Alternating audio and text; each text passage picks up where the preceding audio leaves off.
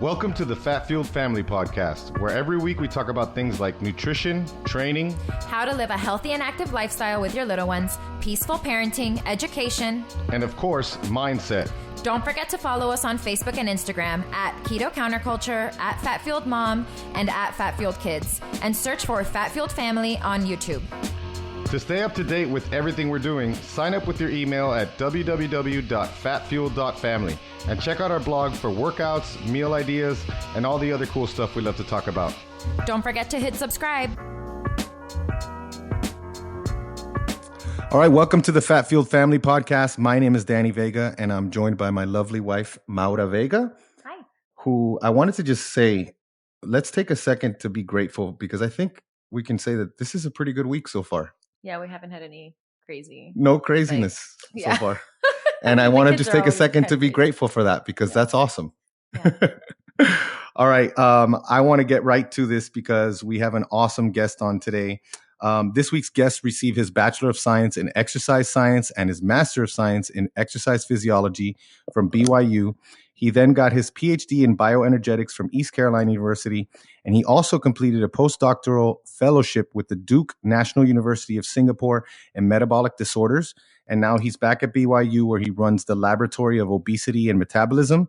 His research focus is to elucidate the molecular mechanisms that mediate the disruption that causes and accompanies metabolic disorders, such as obesity, type 2 diabetes, and dementia. Driven by his academic training, he is currently exploring the contrasting roles of insulin and ketones as key drivers of metabolic function. He frequently publishes his research in peer-reviewed journals and presents at international science meetings. I'll also add that, in my personal opinion, if you want to find out more about insulin's many roles, you need to follow this man on social media. He's always sharing interesting research, and it's not always about insulin only. He's also a family man and a fellow comic book fan. Welcome to the show, Dr. Benjamin Bikman. How's it going? Oh, Danny, Maura, thank you for that wonderful introduction. It is going very well. I'm glad to be here. Glad to have the chance to speak with you guys about anything metabolic and beyond. I love it. We're so happy to have you. We're so happy to have you. All right. Well, we'll get with our typical first question that we ask all of our guests. Dr. Bikman, what is the most critical problem that you're currently trying to solve? Yeah, there are. So I because there's two parts of me, two parts of my soul in a way, and in a kind of figurative sense. I'm my family and my job. And so I'm gonna maybe cheat and give two answers. And I know you're that's good. Yeah, I know you're not gonna you're gonna be polite enough to let me have my own way with that. So the critical problem with regards to professional role, I would say the most critical problem is trying to find a way to rapidly and easily measure insulin levels, something akin to what we have with glucose and ketone monitors, trying to create a system where it is a minute amount of blood and it is rapid and convenient enough that someone can be doing it at home. So basically a home insulin monitor, just like, the parallel to the ketone and glucose monitors. Now, when I say that, people could say, well, what's the difference? We already have glucose and ketone monitors. It is different when you're trying to measure a hormone as opposed to a nutrient. The ketone and the glucose, we can just simply metabolize that nutrient and then detect a signal based on that rate of breakdown. With a hormone like insulin, there's a reason there's not a single at-home blood-based hormone test. This is not an easy problem. So that is the most critical problem professionally, I'd say I would just love to solve. And then personally, I would love to solve the problem of how to never lose my temper again with my children. Wouldn't that that's such a good one. I would immediately go to heaven. And leaving my family behind, of course. So I don't want, because I'd be a saint at that point. Exactly. So this is something very few people realize, especially in the midst of parenthood. I think by the time we're grandparents, we'll be really good at it. But boy, I'm not there. So I'm up to my eyeballs in my beautiful little 5-year-old boy, my 8 and 11-year-old daughters. And I love being a father, but oh boy, if I could just maintain that resolve, that resolve you have every night and every morning when you say, man, I'm going to do better. And then you're better and you're better. And then one little moment you're not. And you think, oh, well, you thank heavens for repentance. Thank heavens these little kids are forgiving souls. and we're right back at it the next day. Anyway, my personal problem, it would be ensuring I always keep my patience with my kids. And mind you, I'm not horrible at it, but boy, I sure wish I were better. Wow, that's something that we all, I think, wish we were better. And it's so true what you say, because I can tend to lose. I mean, I've definitely am getting better, and I think just keeping, that at the forefront and just always being mindful of it. Yeah, They really are so forgiving, because I think the most important thing too is just like acknowledging that and like apologizing to them. We do a lot of apologizing. We do a lot of apologizing some days. And just showing them, that we are human, and sometimes we do lose our temper, but it's not always the right thing, and we're working on it, and we just try to do better next time. I know that's right. I personally have been, trying to look at putting myself in the best physical environment to do that. And so I think that limiting the stimulants, increasing the more parasympathetic friendly activities that put me in an environment where I'm less reactive and more just responsive, that is the goal. And that's been helpful. But we still, if it's like our patience, it's like a little meter, and it runs out. And once it runs out, it's like, oh, I'm done. And then we react. And that's still something that we're trying to work on too. Yep, I hear you. It is an eternal challenge, or not eternal, thank heavens, but certainly a lifetime challenge. Yes, definitely. That's one of the subjects that we talk about on our podcast and, on our website. Like we really believe like parenting and education is an integral part of this whole lifestyle, where we're teaching our kids, we're educating them. And then, the way we parent, it's amazing. They're like these little mirrors. Like the other day, well, why don't you tell the story? Why don't you tell them the story that happened yesterday? And I was like, oh no. That was funny. This is what happens when I'm kind of funny. So what did I say? So Desmond I went to go pick him up. We homeschool, but he's part of all these like co-ops, and we drop him off at these classes with our local co-op. And it's Christian based too, which made it more fun. Yeah, it made it a little more embarrassing. Yeah. And so I go to pick him up yesterday, and apparently he was just, he didn't say this word to anyone or anything like that. anyone. They were just like, and the funny thing is that he didn't even know what he was saying, but he basically said DB. Yeah, douchebag. Yeah. And like he didn't know he was saying. Hold on. We're saying DB, but not like I don't want to say a word if this is deeply offensive. Are we talking like a way of cleaning certain body parts? Yes, exactly that. Exactly. Yes. Yeah, are we allowed to say that? Show in the podcast? Yeah. Okay. Yeah. So douchebag. Yeah. Yes. Oh, mind you, that's one of my most favorite. Like when I'm talking to my brothers and I want to like express my affection for my brothers, that's like the go-to word. That's the go-to. Yeah, it's so good. My family, we're all kind of irreverent enough that saying I love you is just way too much. But just saying, all right, talk to you later, douchebag. I mean, that's like the perfect.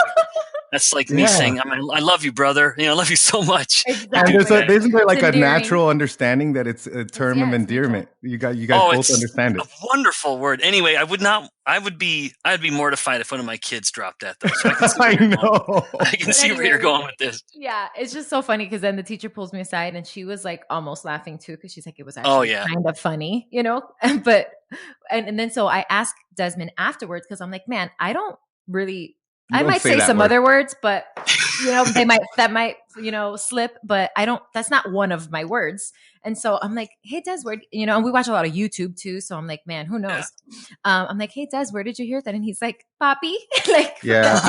I was describing someone and I started cracking up. Someone who was not nice to people online. And I was going on a little rant there, and so of course he was there for it. And they just little sponges they are. But then I actually explained to him what it was, and he was like, "Oh, yeah, yeah, mommy, I never want to say that word again." Yeah, he's like, "Oh, okay, I didn't know that." Yeah, but no, I love it. I think, man, your priorities are so great because those two problems are so huge, and I think it's like if we only focus on those things alone, I think we would be better humans. So, I mean, trying to get people, because like for instance, the glucose ketone index, I think a lot of people try to use that as an analog for an insulin level, and that could be problematic, right? Do you find that there's a pretty good correlation between the two? I confess, Danny, that's not something I've tried to tease out. In other words, determining to what degree is the ketone glucose index reflective of insulin. I would suspect that despite whatever problems may be there, that's about as good as we're going to get for the immediate future. And even to make it a little simpler, if someone's in ketosis, they can rest assured their insulin's in control. I mean, that there's just no, unless they're drinking their ketones, of course, you can hijack that and trick the body. But if you're measuring ketones, your insulin, I mean, a person can be reasonably, they can make a pretty reasonable assumption that their insulin's for them quite low in a good way. That's good. And I personally, like, I think if we take it one step further and we do it often, we can kind of see what's a good number. Like for me, I feel best when my GKI is 5 or below. I noticed that, because there are days where this weird thing happens where I'll overeat fat. And then I'll wake up the next day, and because I probably stopped eating later at night, I'll have this weird mixture of higher ketones because my body created ketones out of the fat. It doesn't mean they're going to get used, but my blood glucose is also elevated. So I don't feel as physically good unless, I stopped eating earlier. I had a pretty productive day. I trained, and then my glucose is at a good number, and it brings it to 5, and it's like, okay, that's good. Yeah, that's good. In fact, that's not something I don't track to that level personally, but that's an interesting observation. In fact, I really admire the fact that you're getting that specific. But in fact, mentioning the glucose ketone index, I think not that this is a topic we have to go off on. In fact, I'm not an expert, so we shouldn't. But it really does. It does invoke Dr. Thomas Seyfried in Boston and his work looking at ketone as a metabolic therapy for cancer, as unpopular a sentiment as that sometimes is. That's a lot of the justification in looking at the glucose ketone index.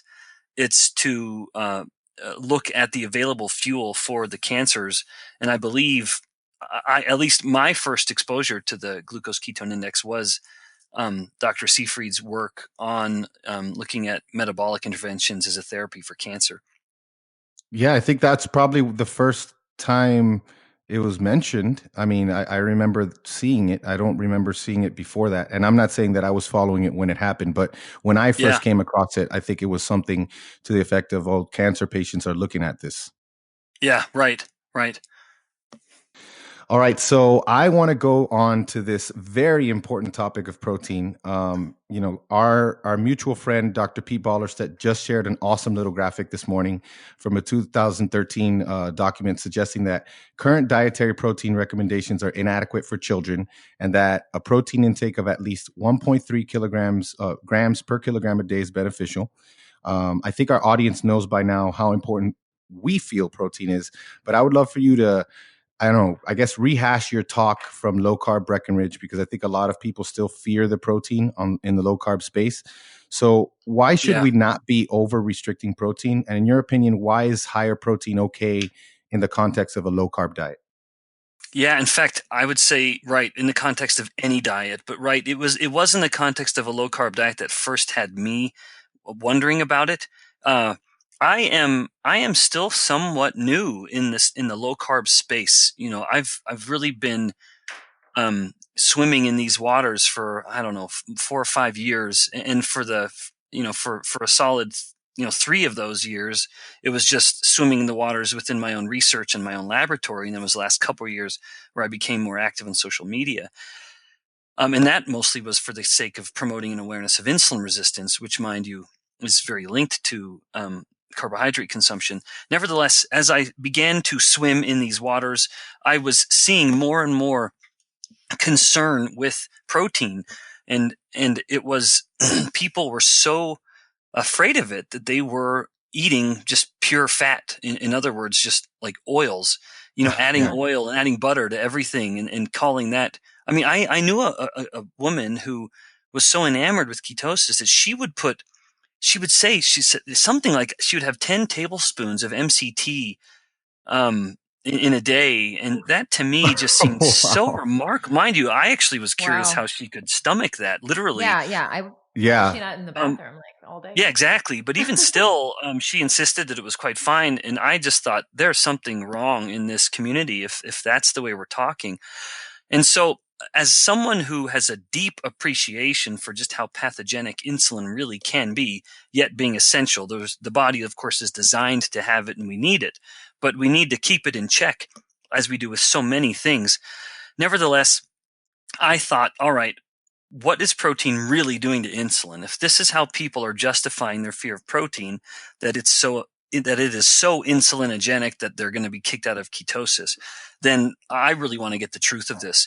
And even on the extreme side, even on the conventional dogmatic side of things, which is that protein does increase insulin, and that absolutely happens, we're talking like it bumps up insulin from like 6 microunits to 12.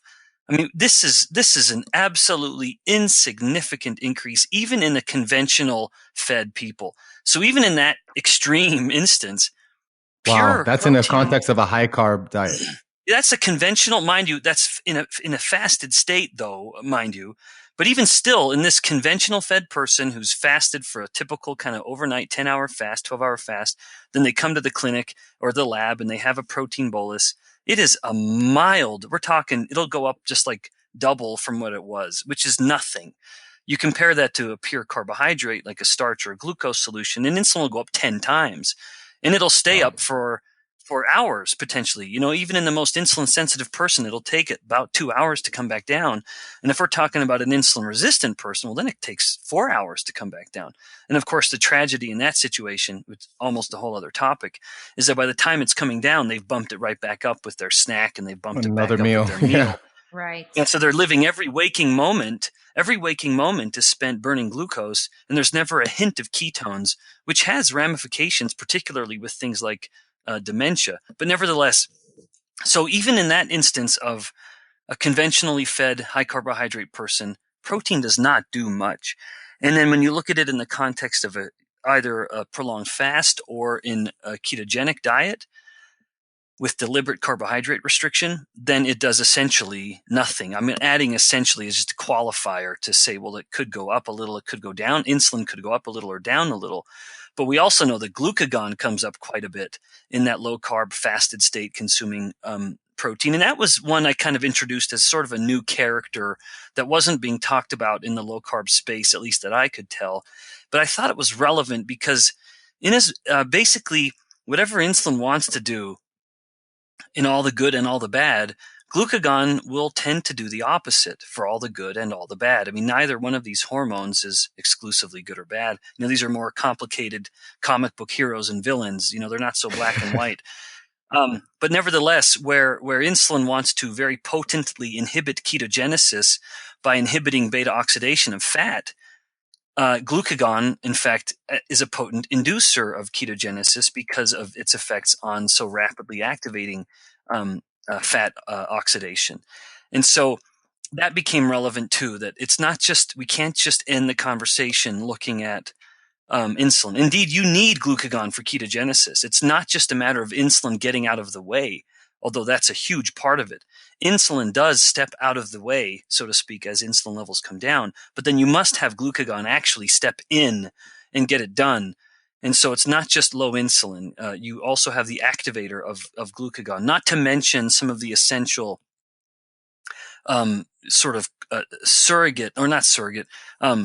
side players, things like carnitine, like I'd mentioned at my talk, where it's not just a matter of the endocrine activation in the form of glucagon, but also making sure you actually have the material you need, like sufficient carnitine. And there are instances of carnitine deficiency, especially when someone is avoiding all animal products. You can develop a carnitine deficiency, and in that case, you have lost the ability to move fat into your mitochondria. Essentially, you've compromised the ability to transport fat in the cell from outside the mitochondria into the mitochondria, where it has to be in order to be, burned, so to speak, or oxidized. Wow. First I'll say this. That was a tangent, though. I kind of took that a little off, but no, because you reminded me of the carnitine. Well, first I'll say this. I want to just tell you that I listened to this talk. I think it was 2 Thanksgivings ago. I think that's I when know which one you're talking I about. was walking down the block. I was going for a walk. I was at my parents' house on Thanksgiving, and I was like, this is the most amazing talk I've heard in so long, because that's like you nice. said, Yeah. none of this was talked about before. And obviously I went on a sharing rampage. I was like, I bought the membership to Diet Doctor because I wanted that talk. Yeah, And then yeah. they made it public, which was even better.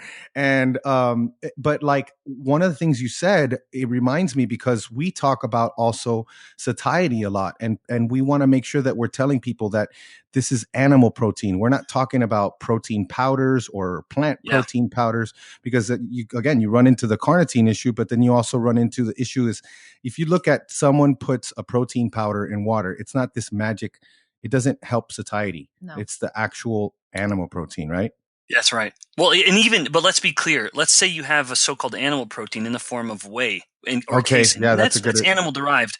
But so just to be clear, it's still animal derived, and that there could, I would submit, there could be a place for that for someone. But boy, at the end of the day, nothing beats just good old-fashioned beef. I mean, when you want to really look at what's going to happen to your body, man, because it goes well beyond the protein in that case. You're just getting essentially everything you need for life. And as helpful as it can be to have a whey or a casein-based powder, that's fine and dandy, and that is going to check the protein box in a big way.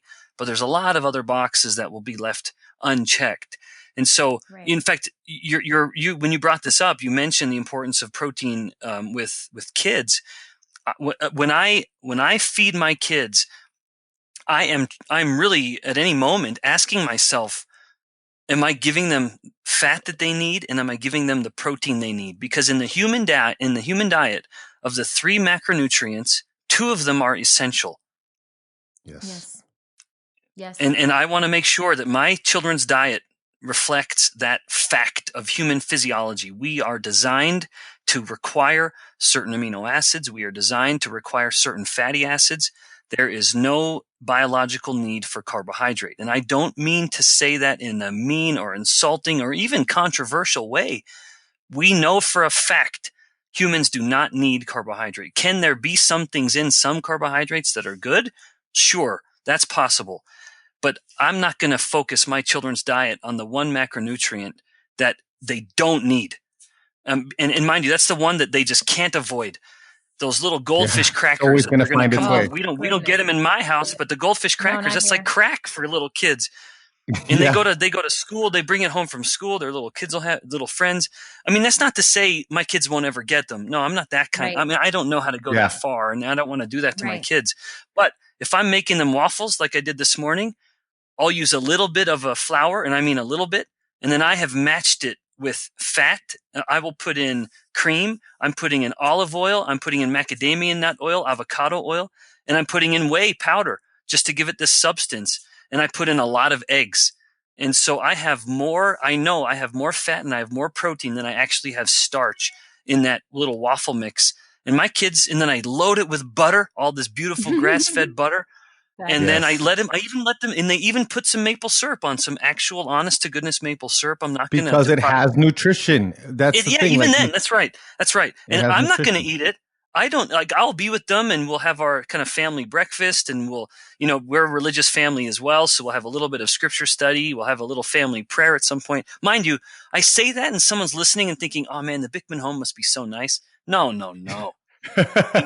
Where they're eating their little breakfast, and I'm trying to read the scriptures with them, and I'm shushing them as often as I spend as much time shushing them as I spend actually any one of us, reading a little verse from the Bible. Like, I'm trying to help you. I am trying to. I'm trying to shove some gospel in your little faces with those lights, and of course, it just doesn't work very often. But nevertheless, so lest someone think that it's some idyllic little moment, it isn't often. But even still, back to the breakfast. It's breakfast to me is the meal. I want to make sure that when my kids wake up, I'm giving them juice for their brain. And I don't mean fruit juice. I mean, I'm giving them fuel for their brain as they go learn. I just really want to make sure that they have fat and amino acids, and these little hints of ketones. If they're getting into ketosis at night, and they readily are, kids do that very readily. Oh, yeah. I don't want to just slam them out of ketosis by giving them some junk. And parents, man, a lot of parents need to It's hard being a parent. It's just a brutal job. And when I look at kids that are obviously not fed well, in a healthy way, man, those parents, bless their hearts, they kind of have to answer for that because they're the ones buying the food. And I don't mean to say it in an ugly way. I mean, I would hate any parent listening to this to be really discouraged hearing that. Because it's hard, and often we're just trying to survive as parents, just keep our heads above water and keep our kids. We're trying to tread water while we're holding our kids above water. Yep. But even still, boy, just some small little changes. And I'd say to any parent, just change breakfast. Acknowledge that when your kid's at school, you can try to pack the lunch, and that's the best you can do. You can control dinner, but make breakfast the one meal where it's not based on the one macronutrient that little body does not need. Yeah, we're totally in agreement with that. I mean, we have a rule here too in our house because, our kids, we keep them, like low carb paleo, real food keto.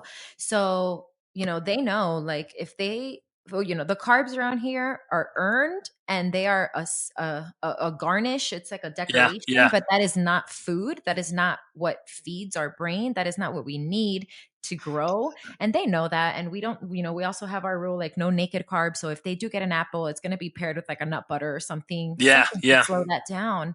And it's so true. Like, and you can see the difference. Cause I mean, people are probably sick of me telling this story, but I mean, I volunteer at one of the co-ops, for my son's, it's like a science STEAM co-op, and we're there for, it's lunchtime. They say pack a snack. I'm like, it's noon. It's lunchtime. It's not snack time. It's this obsession with snacks. It's like always. a snack obsession, right? And I mean, goodness, like it's just so bad. Like I see these kids pulling out actual candy, like candy. Yeah.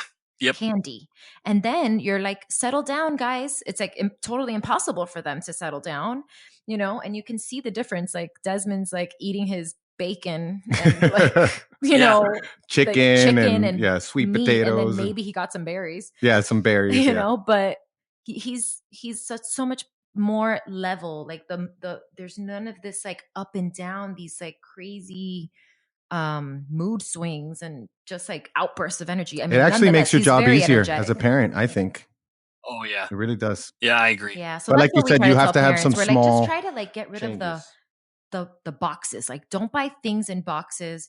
Just keep it to real food, and then breakfast is so important. If you start their day with sugar, they're gonna just crave that throughout the day. They eat better throughout the day when you start it right.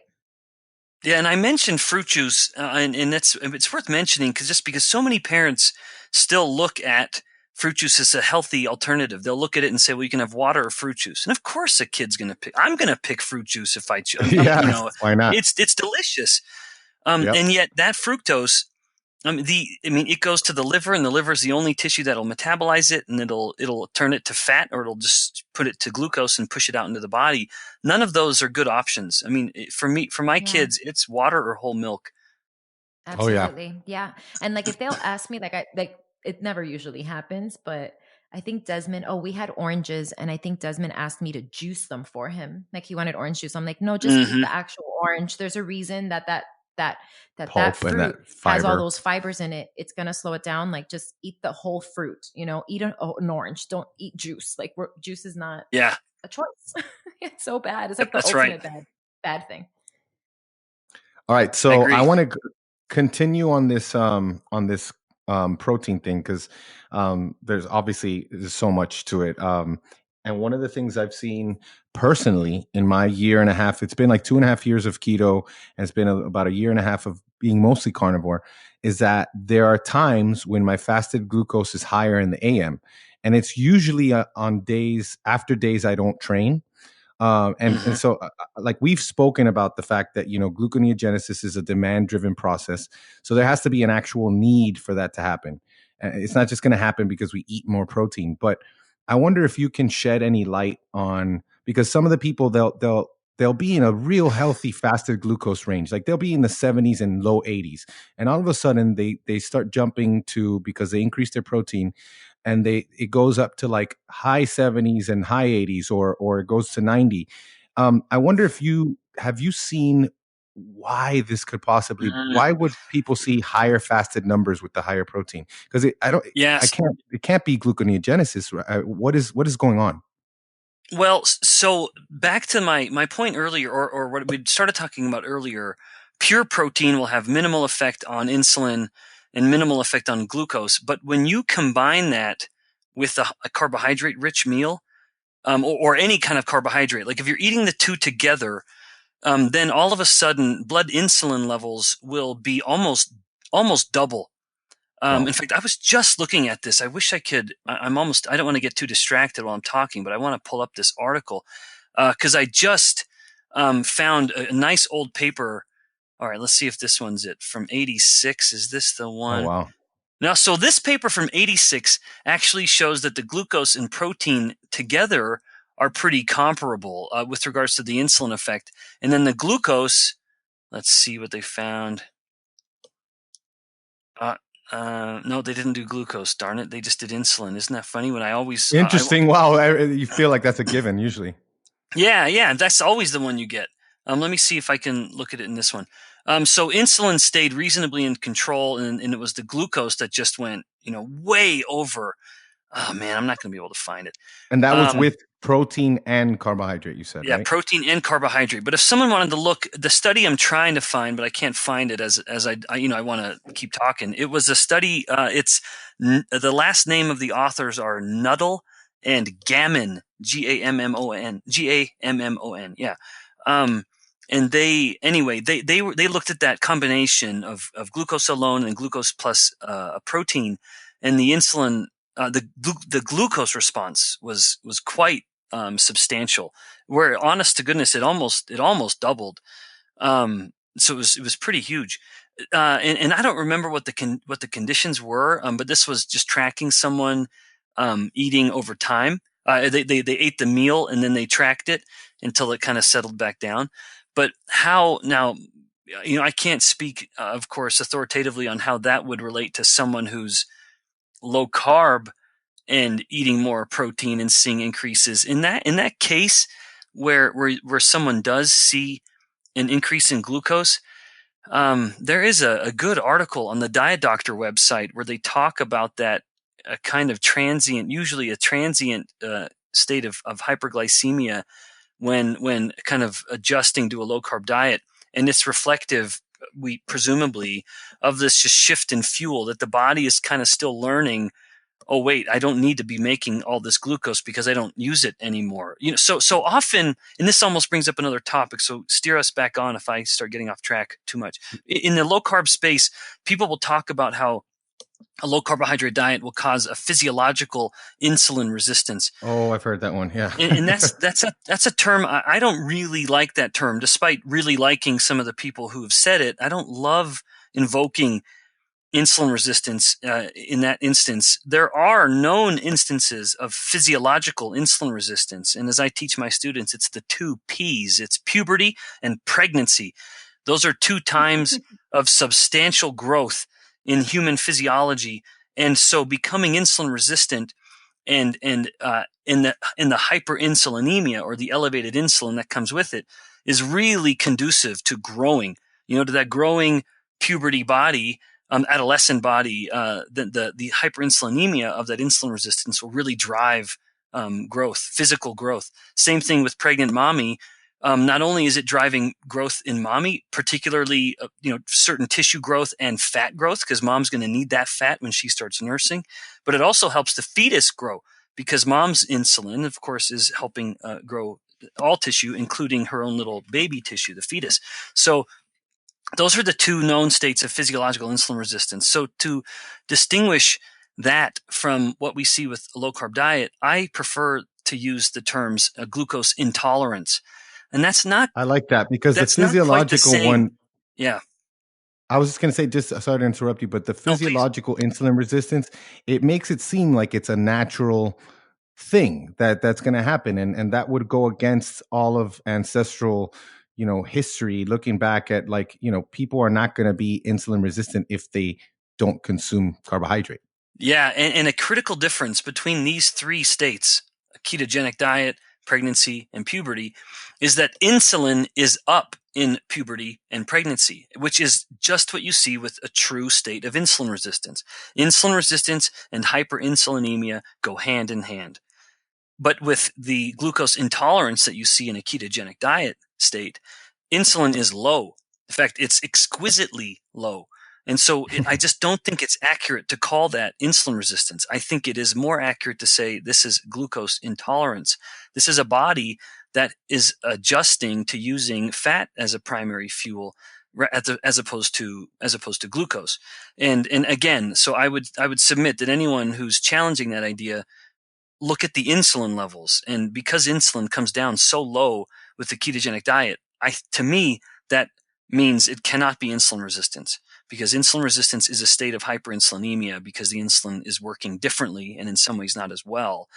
But in low carb diet, it's just that the body is learning how to use a fuel differently. And so that's why you hear, I think that could explain why glucose levels start to climb in some, but not all people. It definitely is not all.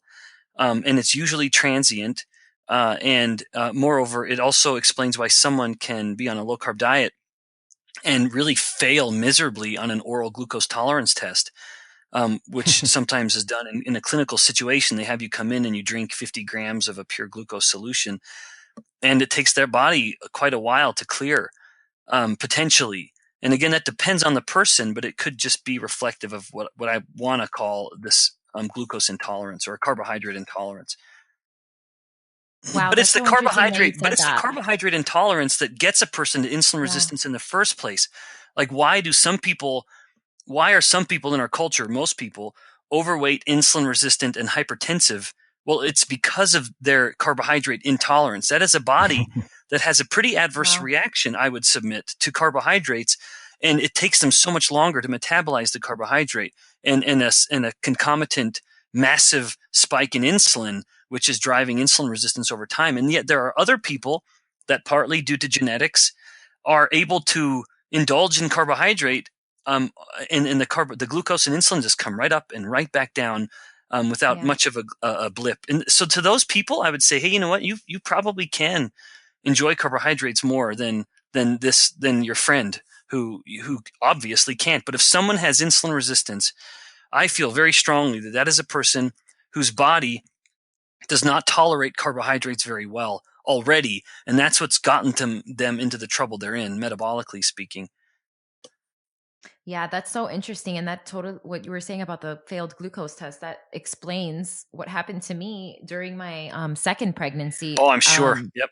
I was actually eating my first pregnancy. I wasn't eating well at all, but my second pregnancy with Dean, we were paleo, but still low carb paleo. Cause even with paleo, I always had to watch the carbs.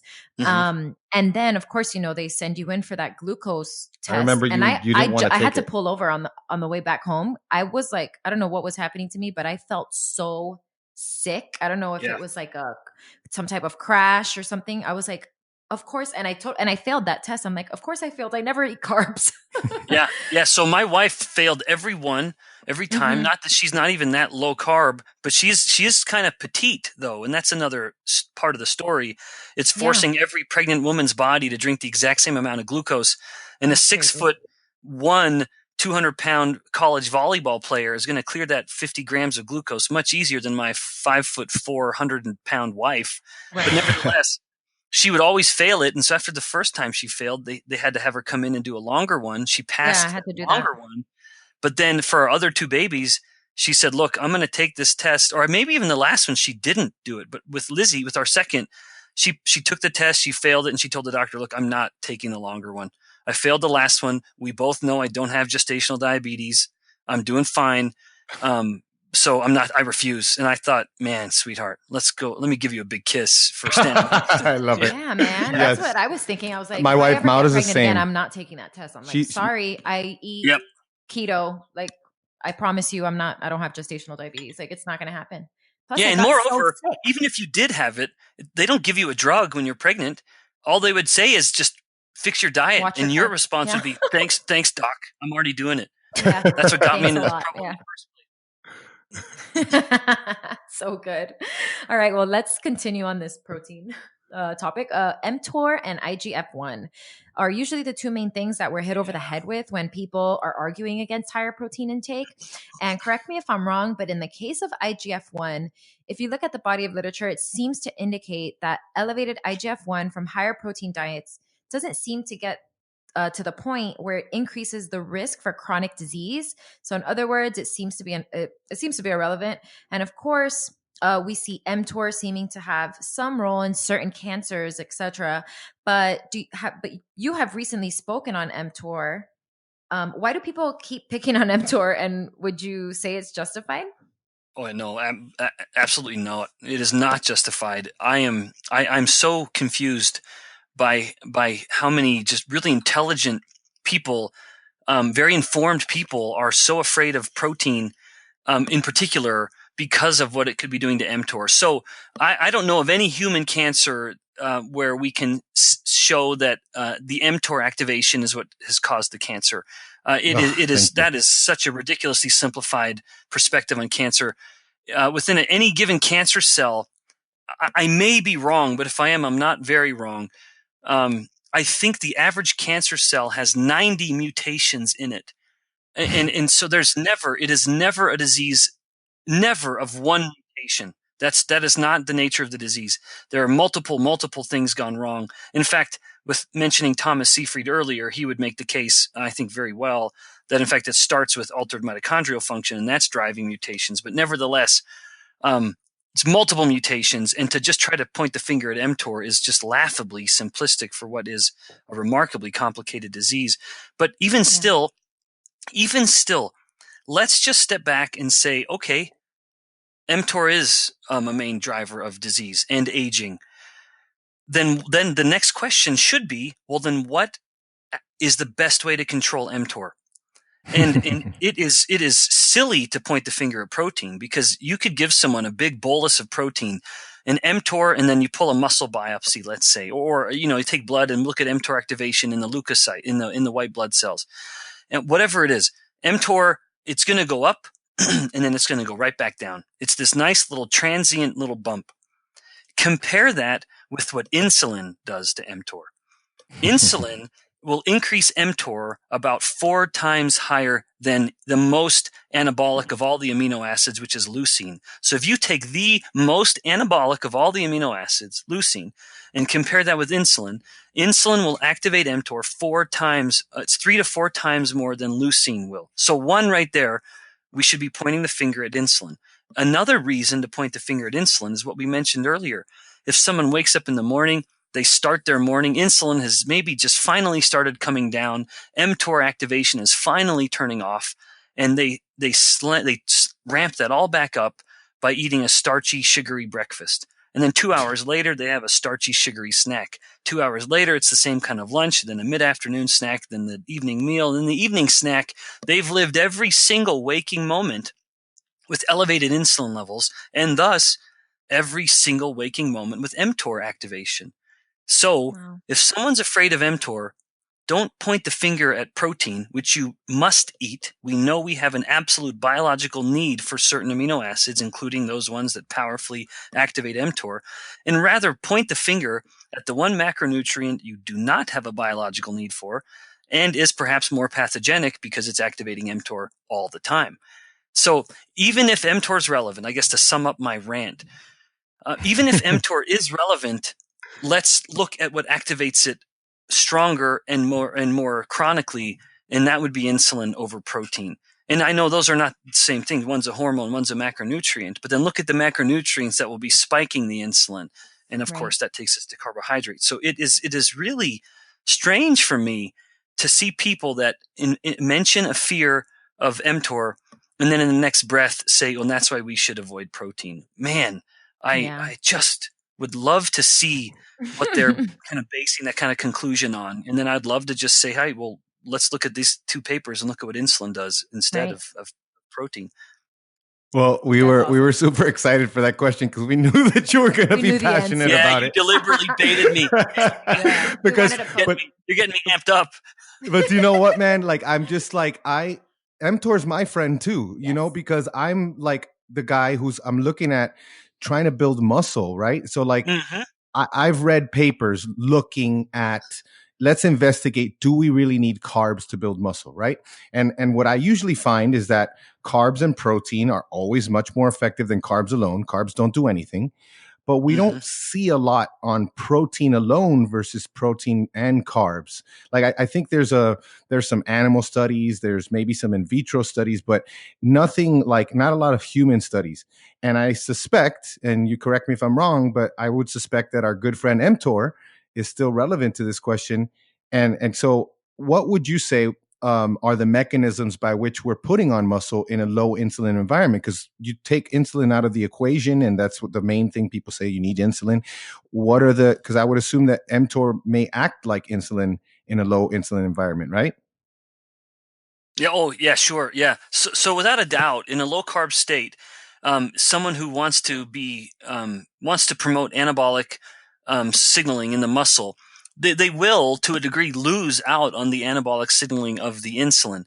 However, if we take out all of that kind of external or outside the muscle cell, so there's two ways of looking at muscle cell growth. One is what's coming to the muscle cell to stimulate its growth, so an external cue, and then internal. In other words, what is the muscle itself doing to promote its own growth? And so in the case of Danny Vega, jacked father of two, in your case, your stimulus for anabolic signaling is so strong because you are just directly activating internal growth pathways. So the muscle itself is saying, I don't need someone to tell me to grow. I'm just going to grow. But there are external cues, and insulin is one.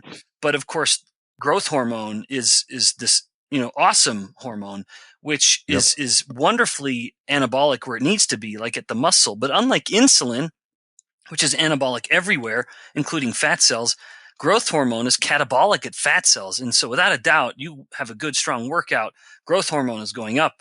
Growth hormone could be going up more with intermittent fasting and low-carb diet. Jason Fung is the one who speaks about that.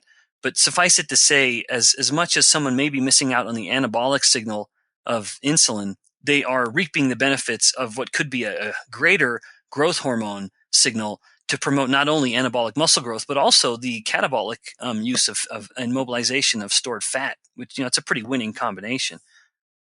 Yeah, and I think that it's I would like to look at, obviously, looking at muscle thickness and looking at quality, because a lot of the time, like you said, with the insulin, people are used to, like, okay, it's time to bulk, and they will bulk and they'll put on 20 pounds in like 4 months. They'll really hit it hard, and then they go on a low carb diet and they may bulk, and it's like they put on 10 pounds maybe, and so they're looking at that overall number. But I mean, you look at the person and it looks like obviously the quality of mass that they've put on is much higher with a low carb diet. That's the argument I'm making. Yeah, I hear you. Yeah, I mean, the idea being that if you're just going for pure bulk, sure, you're getting some lean mass, but you're also getting a lot of fat mass. And the idea is here you can kind of selectively increase the composition of the body towards lean mass by controlling insulin, and yet still maximizing anabolic growth of the muscle. Most importantly, by simply challenging the muscle. Like, as much as we want to talk about these external cues, insulin or growth hormone, we can't ignore the fact that while those can be altered based on diet somewhat, nothing can trump just the simple challenging of the muscles themselves, and the muscle having that growth, that determination, if you will, to make up for what was too much last time. We challenge the muscle in such a way that we literally disrupt the cytoskeletal structure within the muscle cell. That if you can take a muscle biopsy before and after a workout to fatigue, and you can see that this beautiful, just intricately designed structure within the muscle, all these little proteins physically linking together to allow a contraction to happen. It's basically like you've taken a razor blade across them. They're just sheared apart. And then, of course, the muscle cell doesn't want that to happen again. And so it will recover. And part of that recovery will be, all right, 100 of these units, these sarcomeres, it wasn't enough last time. So I'm going to bump this up to 110. And then you have the actual growth of the muscle cell and then the increase in strength. But you don't have to, muscle doesn't have to be told to do that from an endocrine cue. Challenging the muscle is the most important thing. And then what the external cues can be, like insulin or growth hormone, as we can, to various degrees, manipulate those through diet, that'll matter too. without a doubt, it'll matter. But the internal cue is, of course, extremely important. It's to me, it's to simplify it, it's like a mechanical action. And when I first learned about, in grad school, I was really good because I studied physiology too. That's where I got my master's in. And my favorite was biomechanics and physiology. And I just was like, when the fact that like you're adding, like you talked about those sarcomeres, they're more in series, so there's more of them, but they're also bigger.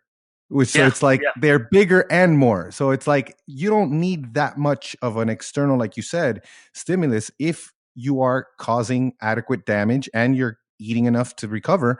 I mean, it just seems like a very simple thing that people complicate. And I don't know why they do, because I don't even want to get into that conversation, like the complicated parts of it, like the hormone signaling. Like it doesn't have to be that complicated. I agree. I agree totally. I think too often, I suspect it's a lot of dogma, frankly, where we've just looked at carbohydrate as such a fuel for athletics that we've created a lot of myth surrounding just how essential it is for athletics in general. And now we have the rise of these athletes, elite level, that are challenging these dogma by putting the body into a very different metabolic state, into ketosis. And yet we still continue to see not only remarkable athletic endurance performance, but we also see remarkable muscle growth too.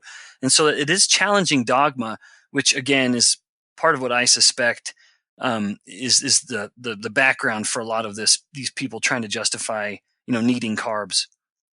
Yep. Yeah, that makes perfect sense. We run into that a lot, the dogma. Yeah, I'm sure you do. Well, here's another. Yeah, totally.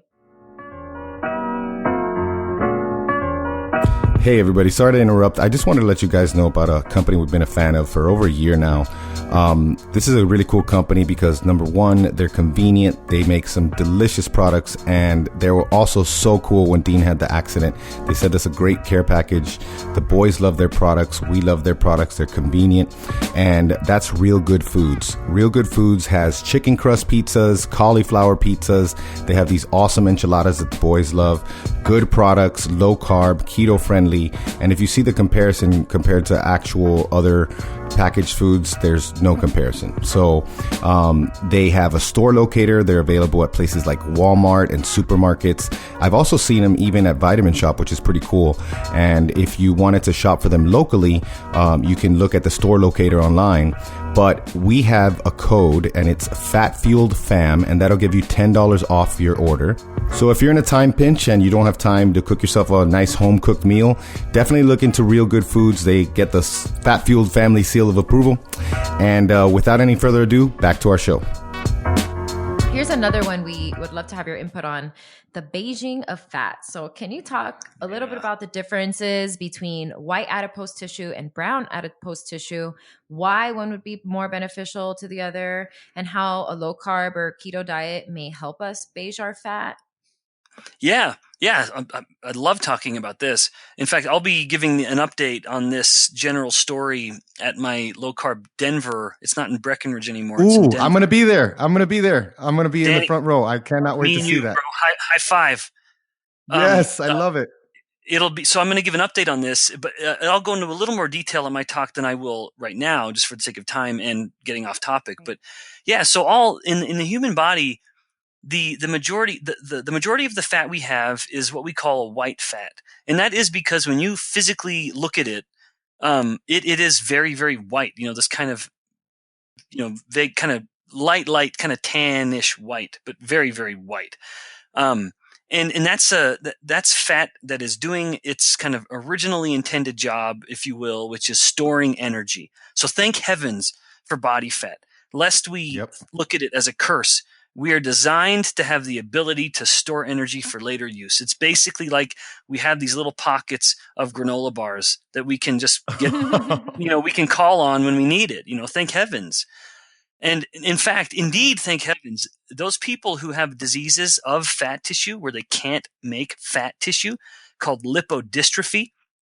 These are people they are phenomenally lean. I mean, they look just cut. You see every striation in every muscle, and yet they are very sick. They have fatty liver disease. They're very insulin resistant. They're sick. So we are meant to store fat. So that's just my plug for defending white fat. Yeah. We need it.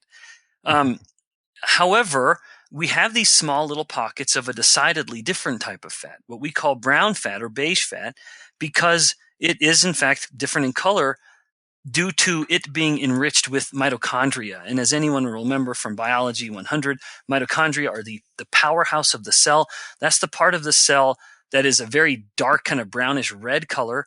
The mitochondria itself is, and it will pull in glucose and fats to oxidize them for the sake of energy.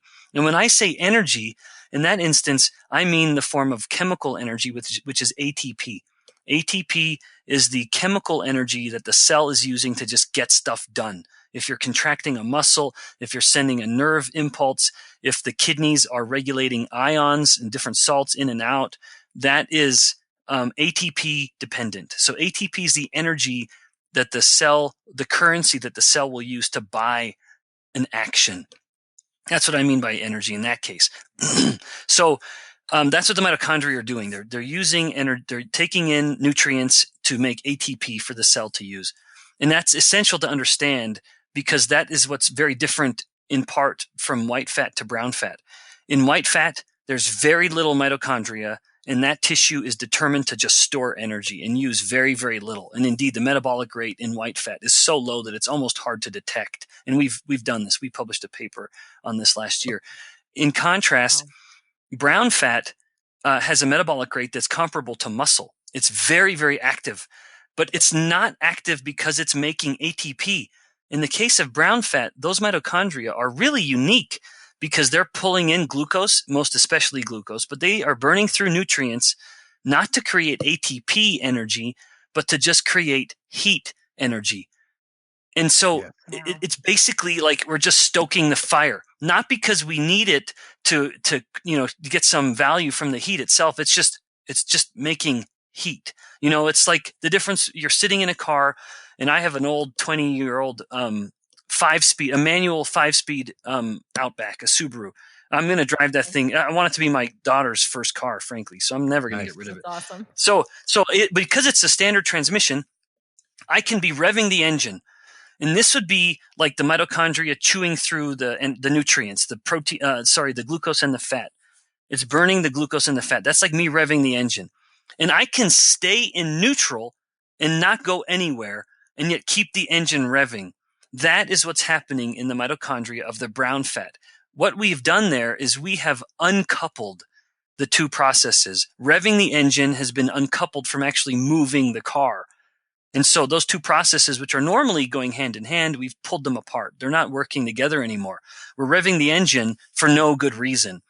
In the case of other mitochondria, like the little bit of mitochondria in the white fat, not to mention the mitochondria in the muscle, and this will be more of the point of my talk in Denver. In the muscle cell or the white fat, the mitochondria are very tightly coupled. In other words, you're only revving the engine insofar as you actually want the car to move. And then if we take that to the level of the cell, the mitochondria are only using nutrients insofar as the cell needs ATP.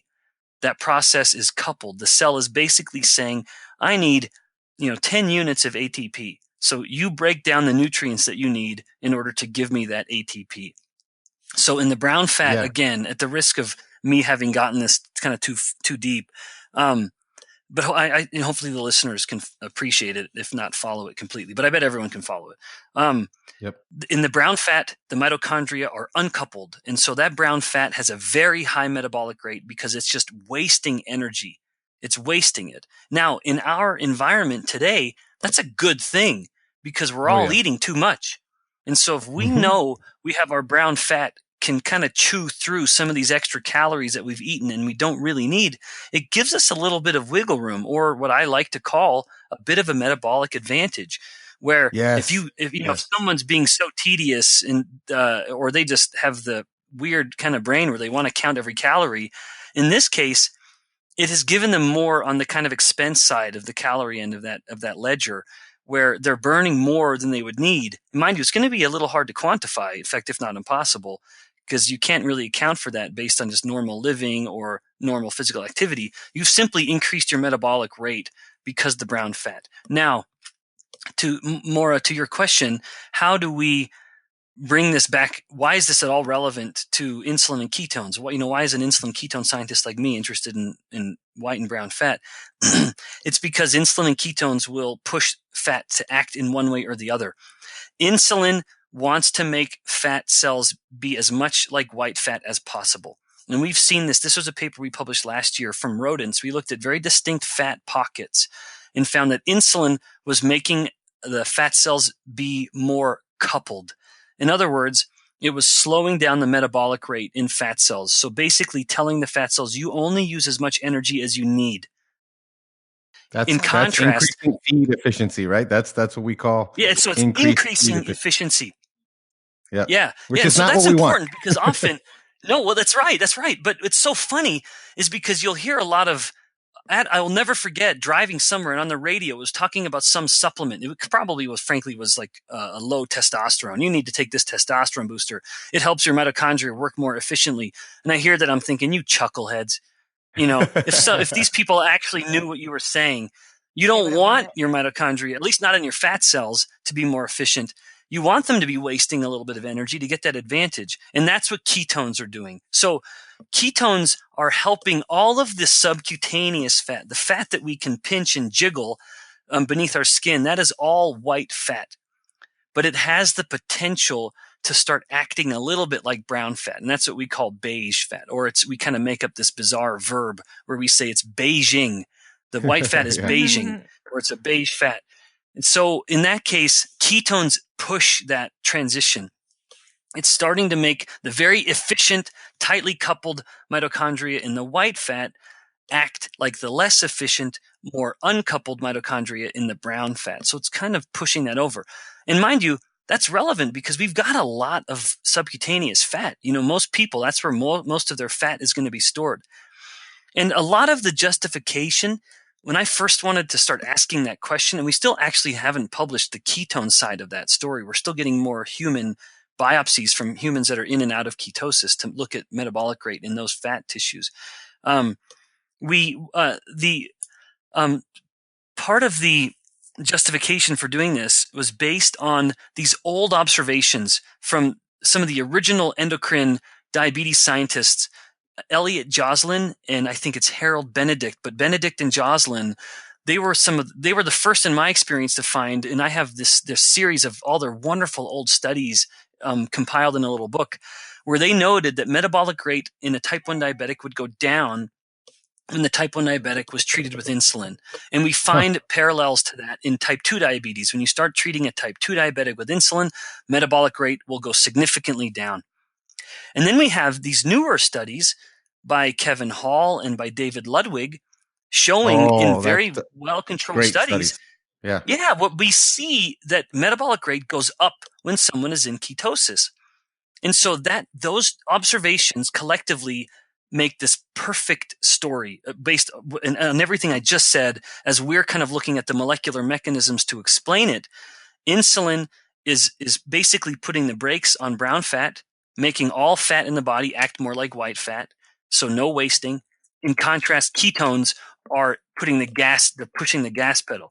It's making fat in the body be a little more wasting. And it's saying, hey, chew through the energy a little more and make a little more heat. And that is reflected in a higher metabolic rate. How's that for a long answer, guys? That's I awesome. love it. Awesome. I love it. And I just want people to understand, and I'm glad you talked about it. I think our listeners will appreciate that brown fat is what we want. White fat's not what we want. If we have our fat cells start to act more like brown fat in a lower insulin environment, it's a good thing. And, it's funny because and the terminology is great too, like the less efficient. I use Danny always as an example of showing what a very inefficient body is. Because, he has so much muscle. And I'm like, the heat, and you can feel it. Like just if you sit close enough to him, I feel the heat. But you know what though? You know what's awesome? Sometimes. And I didn't think about this when I was with both of my boys. We co-slept, and they would be in diapers with no clothes. They would be piping hot. Oh yeah, because little incubators. And that's what I call it. Mind you, kids get into ketosis very, very quickly. So fast. Very quickly. Oh yeah. Yeah, they do. They really do. It's just give them a few hours of no food, and man, they're in ketosis. Yeah. It's so and mind you, beautiful little to kids see. have lots of brown fat. They have lots of brown. Yes. You guys know that. I think that's what you're implying here. But yeah, babies is a remember, big part of keeping them warm. That's it. Babies don't shiver. They don't have enough muscle to shiver. And as we get older, we can shiver more, and that friction in the muscles will generate heat. But when you're a little baby, you're not shivering. You're made totally of fat. And so the baby has these little pockets of brown fat all over their body, and that is providing enough heat to keep them warm. Then as they get older, they start losing fat, and then they start having this shiver-induced thermogenesis rather than brown fat thermogenesis. So interesting. Yeah, no, I think, and bringing it back, I just want to bring it back because it is now, here's one that I wanted to get your thoughts on because I read about this recently, and I don't know how they're implying this is going to help. But I have read recently, and I forgot who it was, and it was just not the whole paper. It was just the abstract, and it was talking about, in a diabetes journal, looking at mTOR again, because I like mTOR, and mTOR possibly having a role in the beiging of fat. And so in the case of hyperinsulinemia, it would appear that if we could make the patients, the participants, more efficient fat burners, i.e. increase their brown adipose tissue, we can improve their health. Have you researched anything? Because I think they were looking at how mTOR could have a role in the beiging of fat. Yeah, in fact, when you first reached out, I looked at that and I read a few papers, and I regret that I did not look up at it again. I look it up more recently. But it does look like aspects of the mTOR pathway, like the mTOR complex, mTORC, can assist in brown fat cells working. Now, what could be happening is that it's facilitating the uptake of glucose, because brown fat will mostly use glucose for this fuel to fuel the uncoupled mitochondria. I wouldn't be surprised if it is something connected to activating pathways to pull in glucose. Because it seems for a fat cell, from the little bit that I'm remembering, a brown fat cell can't pull in the glucose it needs to fuel the uncoupled heat-producing mitochondria without mTOR being active. And so even then, it suggests that insulin, we know for a fact, insulin has a role in maintaining brown adipose tissue mass. There have been rodent studies that if you eliminate the insulin receptor, the brown adipose goes away. You need it for so again, we do need, despite in the kind of more binary terms I'm using, you need insulin to just maintain the fundamental fat mass. In fact, you just can't have fat cells even develop in the absence of insulin. And obviously that goes with brown adipocytes or brown fat cells as well. I love it. It just seems like, and I know that because, for instance, with protein synthesis, it's an anabolic thing, but then towards the end with AMPK and everything that's happening, like it just seems like there's an energy suck and there's a heat generation, right? Yeah. So there's possibly a role that, I don't know. It's something that I'm going to watch, and hopefully I'll keep an eye on it, because it's like, if mTOR is being used to help beige fat, and then mTOR is not all bad. And I know it's hard to talk in these, like you said, binary terms, but I just like, my name was keto counterculture for a long time, because I just like to be counterculture. So, all right. So brown fat, good. More of it. That's what we want. Okay, I want to lighten this up a little bit, because I want to ask you about comics. And for me, the answer to this question is kind of a no-brainer, but I wanted to get your thoughts because I hear you're a Flash fan. So if you had to pick a Flash storyline, your favorite Flash storyline, is there one that you can point to? And if there is, which one would it be? Oh, well, yeah, thanks. So first of all, Danny, at the risk of us just ruining our friendship, I am more of a Marvel guy. Okay. It's I thought Brian said Flash. That's why. Well, because I was kind of reading the room, and I know Brian is such a brooding Batman fan. I just imagine Brian. He was talking about Batman, and you're like, oh, I'm more of a Flash so I was just trying to speak his language, and so I didn't want to upset him by kind of invoking Marvel characters. But yeah. Anyway, so in fact, very briefly, it's just so funny how, like, I'm more interested in superheroes than like at church. I teach a class of 14-year-olds. And it's just this little bunch of energetic future delinquents that I just adore. And I say that with nothing but affection, frankly. But I know more about comics and superheroes than they do, and it's surprising to me.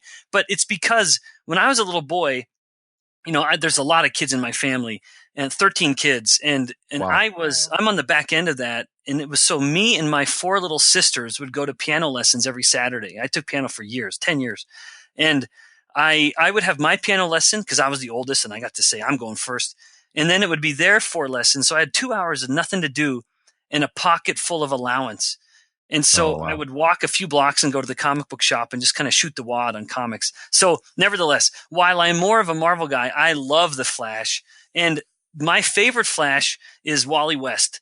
The redheaded Flash, mind you. And that's because you can't tell anymore, but I'm a redhead, through and through.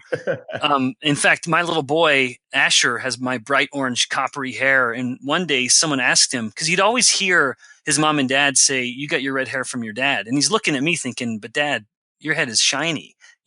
How do I reconcile this?" So he made up this little story, and someone asked him, "Where'd you get that red hair from?" Now let me tell you, nobody gets attention like a little redheaded kid. I mean, it's really ridiculous. It's true. It's true. And so, where'd you get that red hair from? And Asher says, "Well, I got it from my dad. When my dad was holding me, it fell out of his head, and it landed on my head." So that's his story. Anyway, that's a bizarre tangent, but Wally West is my favorite.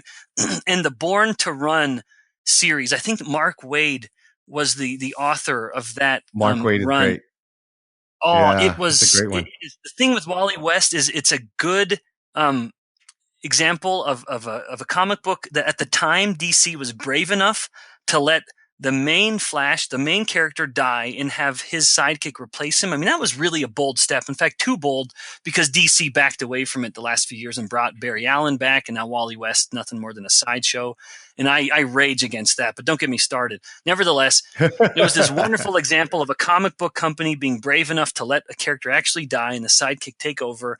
And then in that particular story, Wally's basically learning how powerful he really is with his speed. And he is able to generally, at the risk of really oversimplifying it, he's able to learn to control this speed and all the kind of powers that come with it by his anchor to his wife.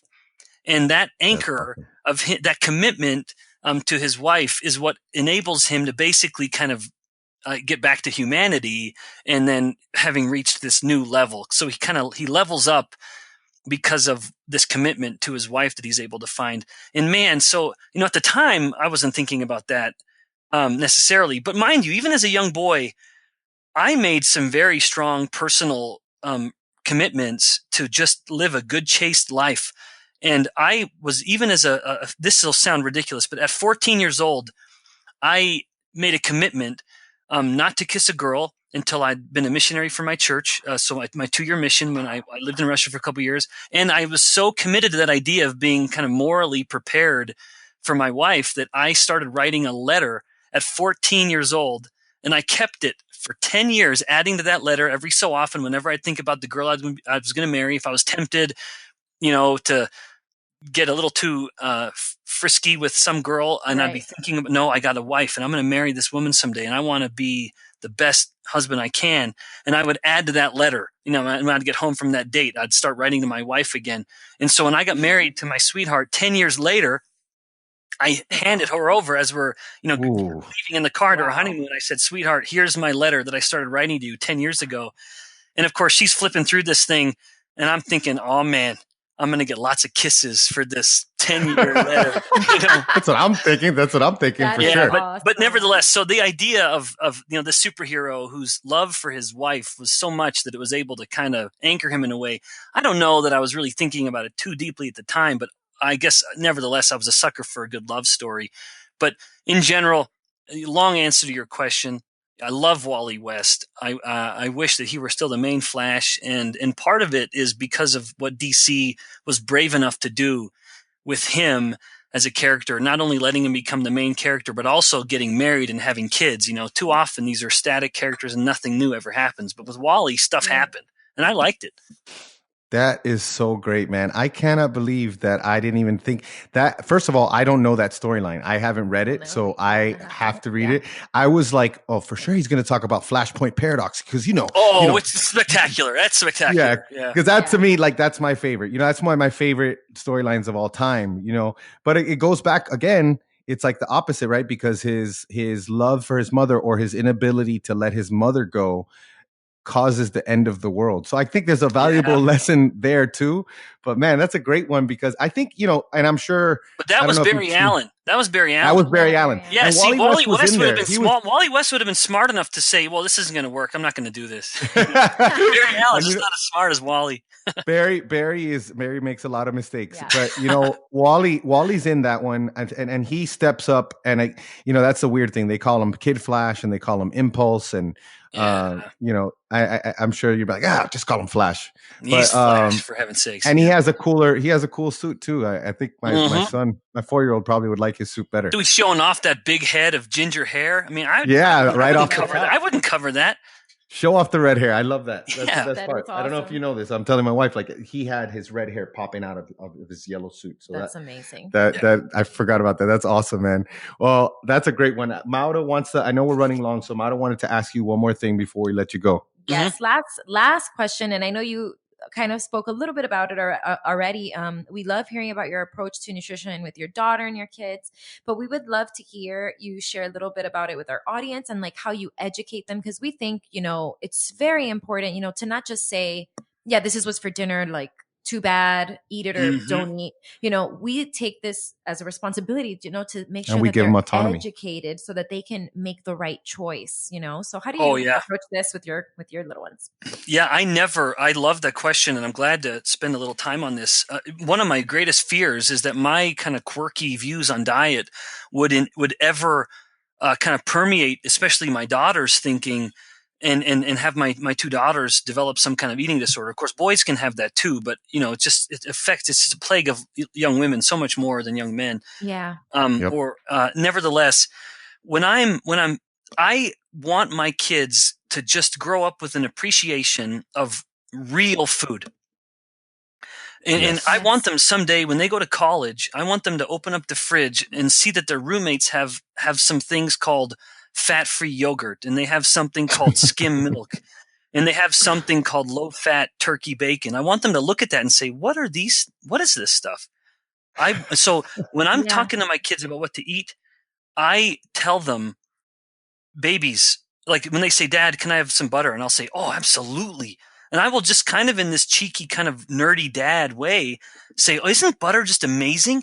The cow is able to take all the nutrition from the sun that this grass has been able to capture, basically, as I'm describing it. And like Superman, the grass is like Superman. It can take energy from the sun and grow. And the cow is built to take all that and make it all of these vitamins and minerals that we need. And then it gets kind of distilled into this butter. And I said, yeah, you want some butter, sweetheart?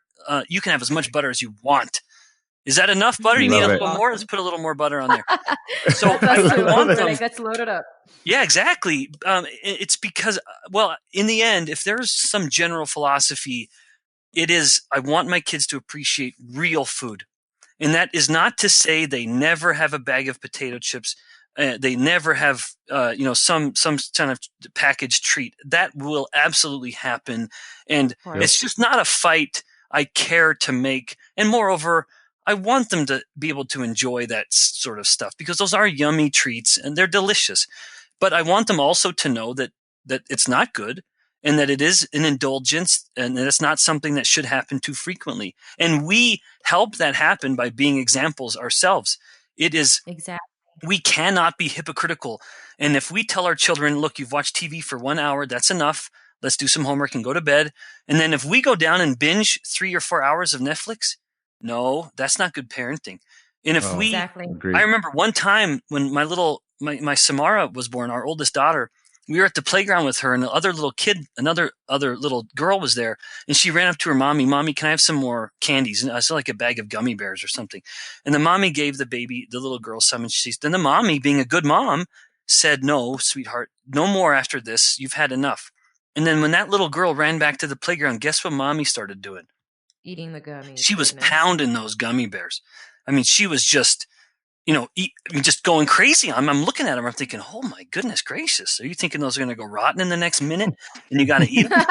But I was just struck, but I wasn't judging her. I was struck at the hypocrisy in that obvious act. And then it made me look and think, well, wait a minute, Ben, like the idea of the TV, and I'm thinking, man, Ben, like just last night you stayed up way too late watching that show and you tell your kid that she shouldn't watch that much TV. And so it made me very mindful of being sincere in my actions, that if I truly believe something I'm teaching my children, then I better do it. And there are, of course, wonderful examples of this in life and in sort of church settings where we should be able to kind of live by this idea of come follow me, that we don't just tell someone what to do and we push them out the door to go do it. We say, this is what's important. And so let's do it. And that even can apply to food. So as I'm emphasizing with my children the necessity of real food, I want them to be able to look at mommy and daddy and say, hey, that's, mommy and daddy are healthy. Like I want them to look at dad and they hang on my legs and I'm doing pull-ups and two of my kids are hanging on my legs. I want them to think dad is strong and healthy and I want to be strong and healthy. And so we talk about, I talk to my little son, Asher. He loves hard-boiled eggs. And I'll say, look at your biceps. When you flex your biceps, doesn't it look like a big egg? Man, the egg is just, it feeds those muscles, And so this kind of this joke that, that's why the muscle is shaped like an egg. Anyway, love it. I emphasize real food. And then there's these kind of deliberately nerdy, kind of cheeky moments where we can talk about just how, the kind of the miracle of what went into making the food, whatever it is, if it's animal derived in particular. Not mind you, this isn't a conversation often, but if we're having meat for dinner, and then we're praying, doing a prayer for the food, for the meal to say thanks for it. It's important to me that they know that this was a living animal and that it doesn't matter whether we're talking about an animal or a plant, something must die for something to live. And it's important that I never want them to have this crisis where they say, wait a minute, I'm eating something real. And my oldest daughter kind of had that moment when she first read Charlotte's Web. She said, Daddy, I don't want to eat bacon anymore. Because she was so touched by and then she watched the movie and it's this beautiful little pig. Yeah. Poor Wilbur. Exactly. Delicious. Wilbur. Poor little Wilbur. And so I wanted to use it. I want them to know in those instances the responsibility of being an omnivore. But mind you, it's no different from being a vegan. It is the vegan myth that nothing dies in that diet. It is 100%. Absolutely myth. And so I just want my kids to know something must die in kind of as a part of that whole idea of eating real food. It doesn't matter what you're eating. Something died so that we could have the energy to live, and there's no getting around it. And mind you, that's kind of more of a kind of to the side sort of theme. The main theme is eat real food. I love that. Yeah, but you know what? It's important because I think any subject where there's a lack of education, that's where you have problems. If you notice, like another perfect example is like, I have been trying to sign my son up, and it's within the next month or so we're going to be able to do it. We're just waiting for the schedule for a kid's gun safety course, right? Because you know, if you know how to respect the animal or the gun, you give it the respect it's due. You treat it the best way you possibly can. Everyone is safer. And so, like, I think it's we have, there's this great account on Instagram, Slow Down Farmstead. And she's this Canadian farmer who, and she's a woman, which is even better because there's this stigma where women and meat and women and killing animals. And it's just this weird thing. And I think it's an important part of it. And I just love your education. I think the main gist of what you said was, model the behavior that you want them to have and educate them. That's can't get better than that. Yeah. That's it. That's exactly right. Well, Dr. Bikman, this was an amazing podcast, another great episode. How can people find you if they want to, and what do you have coming up? I know you have Low Carb Denver. What's going on and how can they find you? Yeah. So I don't have any other, I don't really make the rounds much.